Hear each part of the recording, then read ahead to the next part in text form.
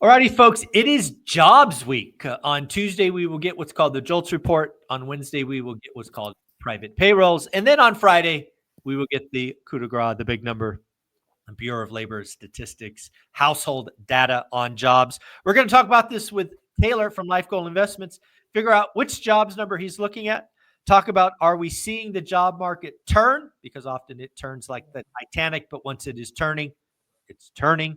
Taylor, what say you? It's been interesting to watch the Titanic, if you will, over the past year, which is the jobs market. We had some slowdown numbers in the summer of last year where all of a sudden it started to look like the labor market was stumbling on itself. And then we got a little different pickup in the fall. And then we saw right at the end of the year, potentially some weakening, data there as well. So it's been a fits and stop and start kind of jobs market where all in all, I think you look at it over the past year and a half, and you are hard pressed not to say it's at least softening. Yeah, it's interesting because I think each of the three reports could give us insight, and we'll talk about them in the order that they come out. So on Tuesday, we're going to get what's called the JOLTS report. Historically speaking, at one time we had the JOLTS report the job openings over 10 million. Mm-hmm. They did go all the way down to sub 8 million. I think the last report was kind of 8.1 ish. It's going to be interesting because, what I saw, at least feeling wise, and again, feelings is not something you put economic numbers on, but post election, when you look at the small business surveys, they were noticeably up.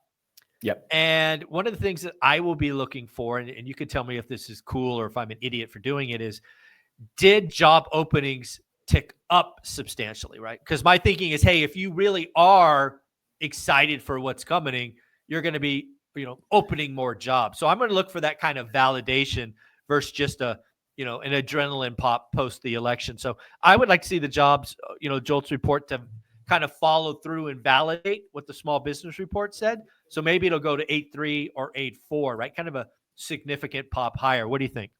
I think that'll be fascinating to watch because I've heard a lot of anecdotal, hey, Correct. Look what this business is doing. Look what they've decided to do as a result of the election. Let's see where the rubber meets the road. I would be surprised if you had that quick of a pop in it. That being said, I don't have any inside baseball on this to state the obvious. But it is certainly a sentiment gauge. If people, are thinking that, hey, it's the quickest moving. Seemingly the quickest moving. Yeah, when I was an executive and we were making a move on something, if we wanted, we would have 15 recs open the next day. Right?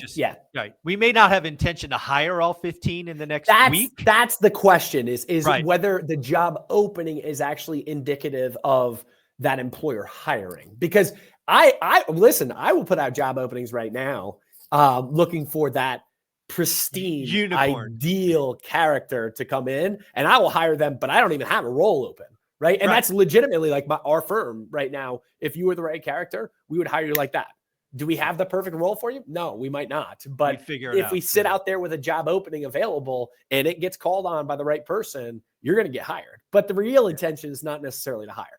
Yeah, no, but I think it's a little different, right? Because again, I'm looking for validation. That's because sometimes when you look at the economy, the picture, you can tie reports together. A lot of people get myopic on a single report, and that's most of the time doesn't tell you anything, right? You got to see these. So I'm looking for this again. If I was running a small business and I answered that report in the way it appeared people did with noticeable move up and all of kind of the questions, I'd want to see a lot of job openings. And again, back when I was hiring, to use the 15 example, if we were going to do a product line or go to market or sales team or whatever, we would open all 15 recs day one.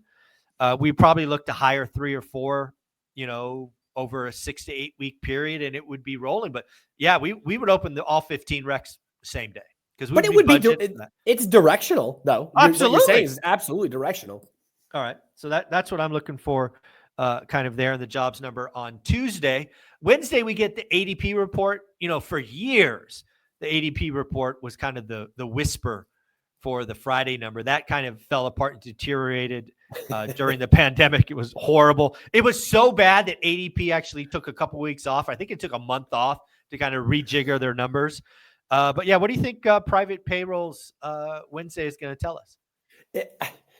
I really struggle with this one. I'm with you and with ADP's thought on their own performance of ability to gauge the market. There was one print, and it was post-COVID, where ADP made it look like, I can't remember if it was so good or so atrocious that the market reacted massively. Yeah. And then the next day you had the actual number hit, and it was like, what? It was right on the screws of what was expected prior to the ADP getting launched. So I don't know. I think there's a lot of noise when it comes to ADP. The validity of it, I've started to question. Yeah, the only thing I could say for the folks at the ADP report, again, I am not actually sure. I think this is what they should do, is they should come out and squash the whole, we're going to mirror the Friday number. Because for the longest time, I mean, for years, for a decade, in the early or mid 2000s to, 2018, they were right on the screws, right? They were within plus or minus 10%, which pretty good for economic work, right? But I think what they missed is, again, private payrolls doesn't include the government. And you kind of said this earlier in an earlier discussion. Really, the only engine of growth we've had is government, which hopefully that reverses under Doge or whatever you call it. But yeah, private payrolls, I think they're expected to be up like 140,000. So again, still triple digits. Yep. Yeah, it'll be interesting to watch it play out. I think Friday's the number, though. Friday. Right, I don't Friday. think, regardless, I don't think you get a massive reaction to the ADP number. Yeah, I think the market's figured out that ADP's not the number. Something comes in way off. They're like, hey, screw it. These guys, it's not these guys again. Yeah. Exactly. So, what do you think Friday? Tell me about the household number. The household number is going to be interesting because when you think back just, progressively over the past few months now, you had a massive hurricane and all the associated layoffs that came with that. The subsequent month was November, and November you had a ton of hirebacks. Yep. And then December, now you have the seasonal worker and how much influence that has around the holiday season. I'm really interested to see what happens next month. And I know that's not on Friday, but that's where I think you first get a more normalized month again. But this will give an indication as to how much consumer driven demand there was in the market during the holiday season, which is certainly important. It's just hard to discount what the number is versus what it should be. Yeah, no, absolutely. Yeah, we had the whole Boeing. Don't forget the Boeing strike in there, which was estimated to have 55,000 impact. The port strike was involved there at some point as well. Yeah, yeah, exactly. It was pretty dirty numbers, October, November, and then you're right, December's got seasonal. But we got to look at the numbers. The experts are calling for 155,000. Just for context, the month before was 227. I'm just going to ask you to take the over under 155,000. What do you think? I'll take the over on it because, again, I think that you're still getting some higher back in there. And then I think that the seasonal job worker is there in the market in December. So if it comes in, meaningfully lower than November, I guess November, though, you're also comparing to the higher backs that you had during the hurricane, et cetera. So, I'll take the over. I'll take the over. All right. Just for fun, folks, I'll take the under. Just for fun. I really have no opinion, but I like it when I disagree with our guests.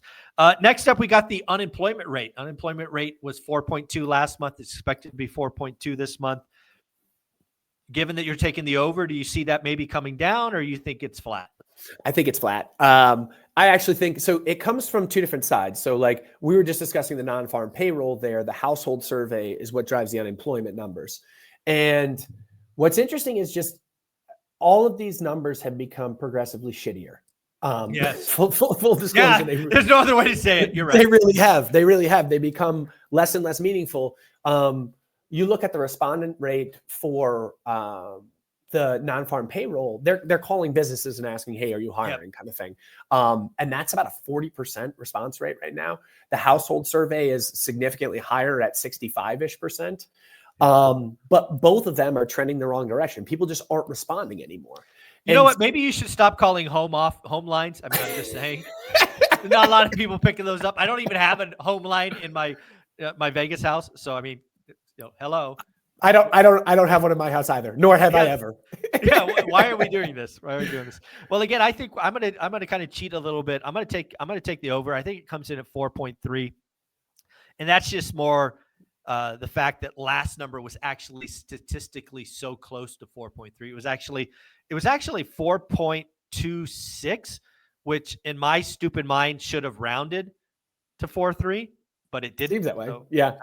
I don't know why they didn't. You're the idiot. You're the idiot. Yeah. 4.26 rounds to 4.2, not 4.3. I don't know. I mean, do we only look at the first? I don't know, but whatever. So I'm gonna guess 4.2. Yeah. What? It's weird.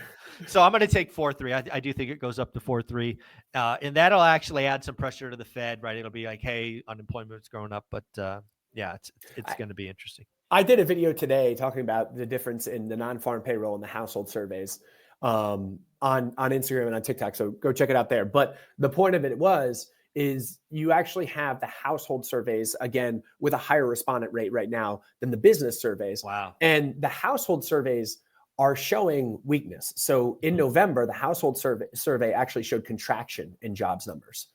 And you have never seen a contraction in jobs numbers without an accompanying recession.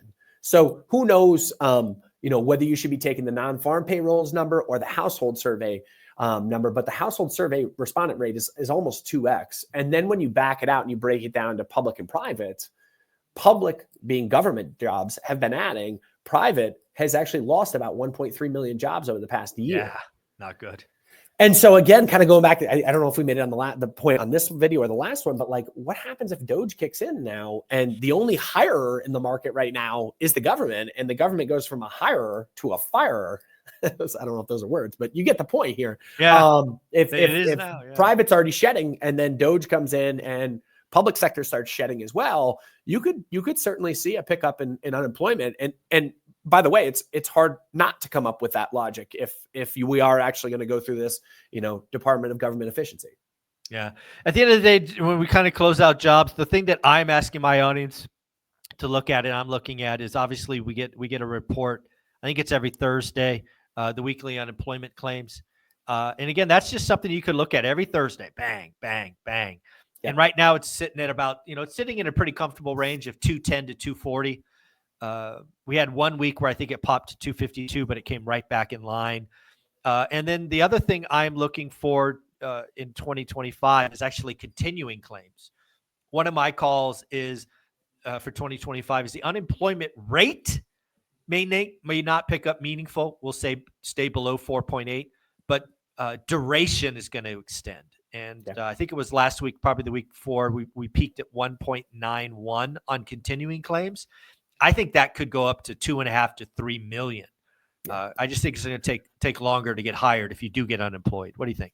I think, well, I just want to pay you a compliment because I think one of the things that you addressed earlier that gets so lost in the shuffle is like, you're looking at things in totality. You're looking at literally all of the numbers as they come in. The one big mistake that people make is they focus on one specific number and they're trying to drive a narrative with that particular number. Right. And the reality is like, we love to have big bombastic takes. Oh, we're going to be in a recession because, or the market is going to rip because. The reality is nothing is so cut and dry. It's not a light switch. There's middle room and it's playing probabilities. And you do a nice job of breaking down for your audience. Like, here's what the entirety of the data is saying. And here's what I'm deriving from this. Yeah, I appreciate that. Yeah, it's a lot of fun. I've been studying the consumer for 30 years, and the only way you do that is by studying all the inputs to the consumer. So I appreciate that acknowledgement. Taylor, you're just the biggest nerd I know. It's just a better way of saying that. I take that as a compliment. I've been it's meant to be. It's meant to be. I think 20 years ago, nerd was not a compliment. Now people are like, yeah, I am a nerd. Yeah, I wear it with honor. Where can people find you? Yeah, find us at Life Goal Investments. We're on Instagram and on TikTok, putting out daily 60-second stuff. Yeah, if you want to know about Taylor and his firm, you can always go to lifegoaladvisors.com/introduction. Thanks, buddy. Love it. Thank you.